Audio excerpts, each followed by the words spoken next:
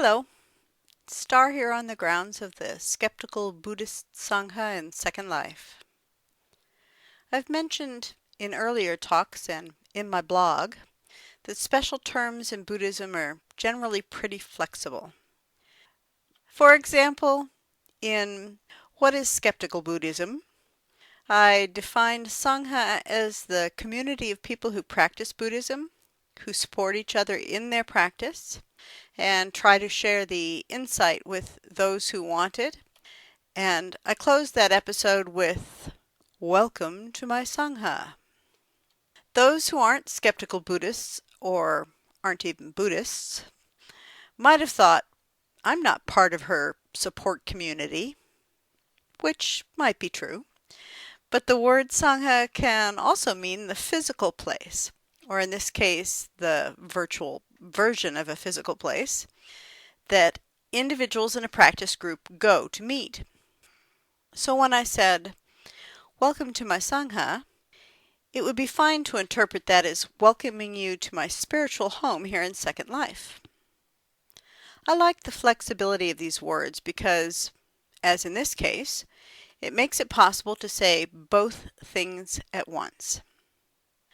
But this could cause problems too, leaving words open for the listener to figure out the speaker's meaning. Still, if we think about it, pretty much all words are that loose. Buddhist terminology is no different. But if you listened all the way to the end of that first talk and you heard me say, "Welcome to my Sangha," do you remember what you thought or how it made you feel? Or if not a part of your memories, can you imagine what your reaction might have been? Blow it off and not care? Get a warm, fuzzy feeling? Think it's stupid and a complete waste of ear time? These three types of initial reactions, indifference, pleasure, aversion, are what the Buddha wanted us to notice are the three ways we respond to whatever comes our way.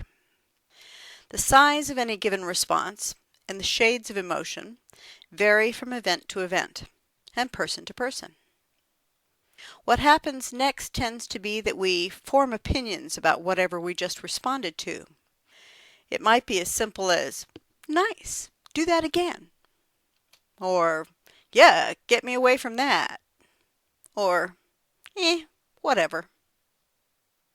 Or the reaction can be a great deal more complex because our choice of whether to put it in the more box, the no more box, or the ignore box may include a large number of factors, past experiences, future dreams, even our mood in the moment.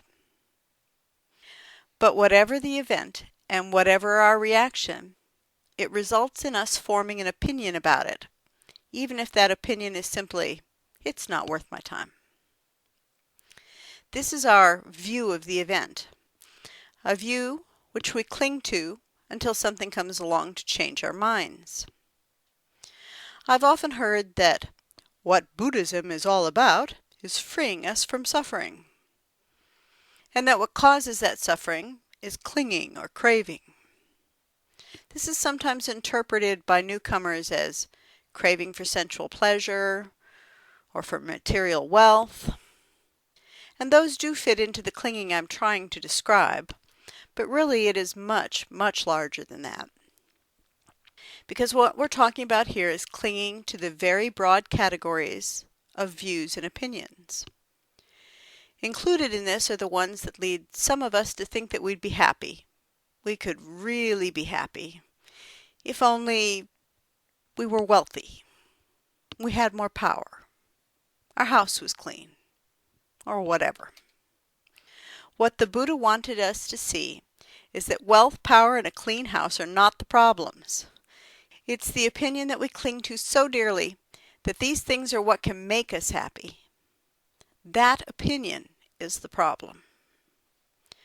Our constant questing to get all our ducks in a row, just so, in the belief that if we could just control everything, we'd be where we want to be in our lives, be who we want to be. If only is the theme that runs through our lives. If only I hadn't, if only I could, if only I were truly, you fill in the blanks. Eaten that cake, get a better job, we're truly enlightened. We cling to these beliefs, and they get in the way of our ability to actually be happy in the only situation in which we can be happy, which is in the present. We might have been happy in the past, sure. There's hope of happiness in the future, true. But there's only one place where you can make happiness exist for sure, and that's right here, right now. If we spend all our time rehashing the past or lusting for a certain future, we miss our chance to notice whatever could be making us happy now. The realistic view of our lives that Buddhism teaches us, not just to see, but to work into our understanding so that it becomes that sort of native, in your bones, downright instinctive understanding. That realistic view shows us that very little of our lives is under our control. We can captain the tall ship of our lives, setting the sails, tightening the rigging, measuring the weather and holding tight to the wheel. And we can steer as best we can by the charts and maps and by the stars. But we can't be absolutely certain, once we've set our course, what path we'll take getting there, nor when exactly we'll arrive, nor what shape we'll be in when we get there.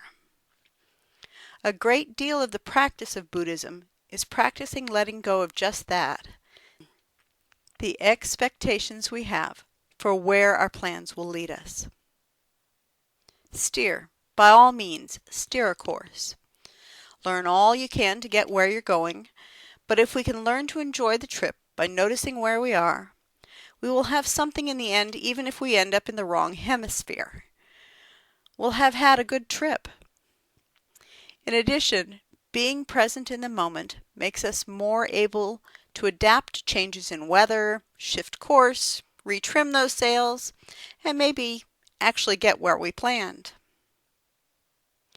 It's interesting to me that when I study other religions, and I do see Buddhism, even skeptical Buddhism, as a religion, and one day, no doubt, I'll tell you why I think so. I have noticed that the religions I've seen have one feature in common, and that is that one of the ways they give relief to their followers is to advise them to surrender.